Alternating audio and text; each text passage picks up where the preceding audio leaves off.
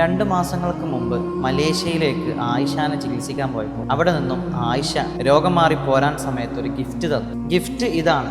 കാണുമ്പോൾ ചെറിയ ഗിഫ്റ്റാണ്, പക്ഷെ ഓരോ ഗിഫ്റ്റ് തരുമ്പോഴും അതിൻ്റെ മൂല്യം പണത്തിനല്ലല്ലോ. അത് തരുന്ന വ്യക്തി സ്നേഹത്തോടെ തരുമ്പോൾ ആ ഒരു സ്നേഹത്തിനാണ് നമ്മൾ ഗിഫ്റ്റിന് വില നൽകുന്നത്, അല്ലേ? ഇതിനൊരു പ്രത്യേകതയുണ്ട്, ഇതിനൊരു ഭംഗിയുണ്ട്. ഒന്ന് കാണിച്ചു തരട്ടെ.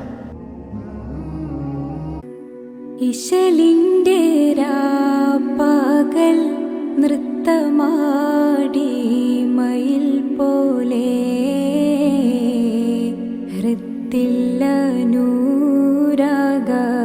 രാഗം പാടി കുയിൽ പോലെ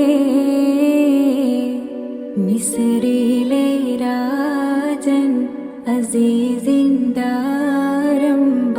സൗജത്ത്